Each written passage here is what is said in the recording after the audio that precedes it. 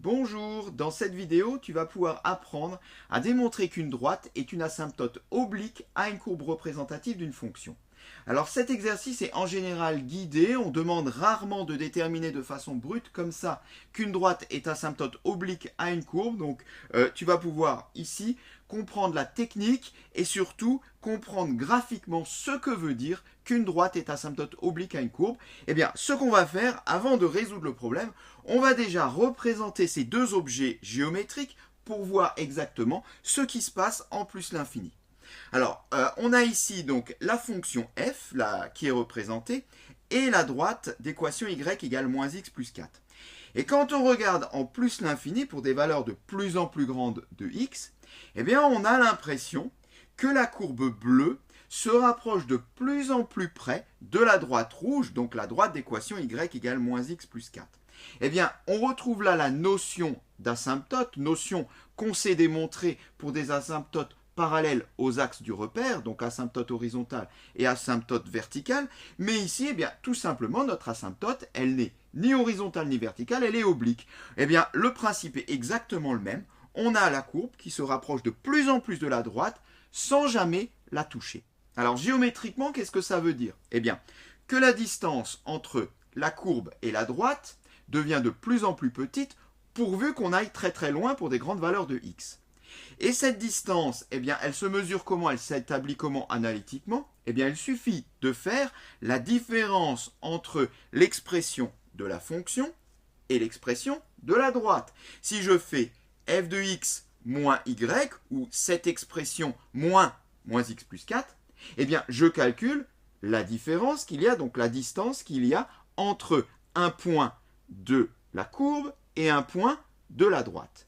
Cette distance devenant de plus en plus petite, cela devrait dire que cette différence, pour des grandes valeurs de x, tend vers 0. Eh bien, on va être amené à faire un calcul de limite, exactement comme on le fait pour les asymptotes verticales et les asymptotes horizontales. Exactement de la même manière, on va faire un calcul de limite, mais le calcul de limite sera ceci moins ceci.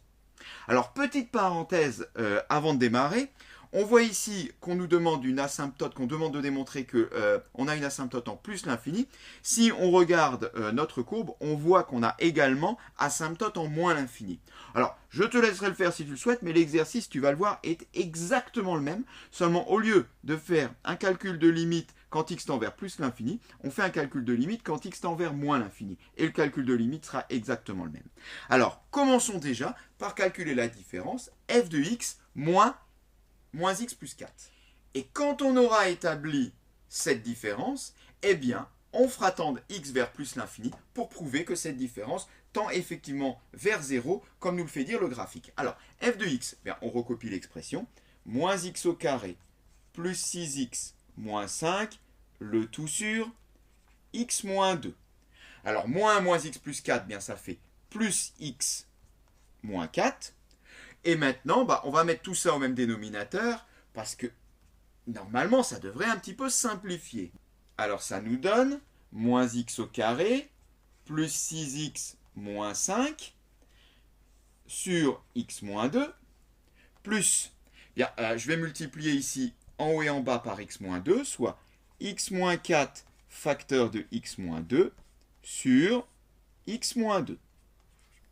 À partir de là, eh bien, je peux mettre tout ça sur un même dénominateur, qui sera donc x moins 2, soit moins x au carré plus 6x moins 5. Ceci, on va le développer. Alors, ça fait du x fois x, soit plus x au carré. X fois moins 2, moins 2x. Moins 4 fois x, moins 4x. Et moins 4 fois moins 2, plus 8. On va réduire tout ça et on va voir que ça se réduit très bien parce que ici j'ai moins x au carré, là j'ai plus x au carré. Ici j'ai plus 6x, là j'ai moins 2 et moins 4, donc moins 6x. Il me reste donc moins 5 et plus 8, soit 3. 3 sur x moins 2. Donc finalement, notre différence, c'est-à-dire la distance entre la courbe et la droite, elle s'exprime en fonction de x, 3 sur x moins 2. C'est normal puisque, suivant là où je vais me placer pour des valeurs de x différentes, cette différence sera plus ou moins grande. On le voit à nouveau ici. Moi, je voudrais savoir qu'est-ce qui se passe pour des grandes valeurs de x. Alors, on le sait ce qui se passe, ça tend vers 0. Prouvons-le et calculons donc la limite quand x tend vers plus l'infini de cette différence. Ça donne. Eh bien, c'est extrêmement simple. On va le voir tout de suite. Car cette différence, on vient de le voir, est égale à 3 sur x moins 2. Mais x moins 2, quand x tend vers plus l'infini, tend vers plus l'infini. J'ai donc une limite du type 3 sur plus l'infini. Eh bien là, il n'y a pas à réfléchir longtemps. Ceci donne évidemment 0. Eh bien, si la limite est égale à 0, on peut en déduire que la distance entre la courbe et la droite tend vers 0 pour des valeurs de plus en plus grandes de x. Et on peut donc en conclure que la droite d'équation y égale moins x plus 4 est bien asymptote à la courbe.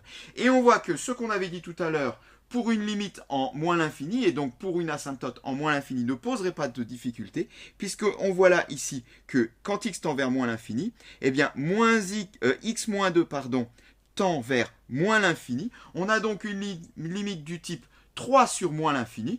Ça tend évidemment également vers 0. On peut écrire la conclusion. La droite d'équation y égale moins x plus 4 est donc asymptote à la courbe représentative de la fonction f et cette séquence est terminée.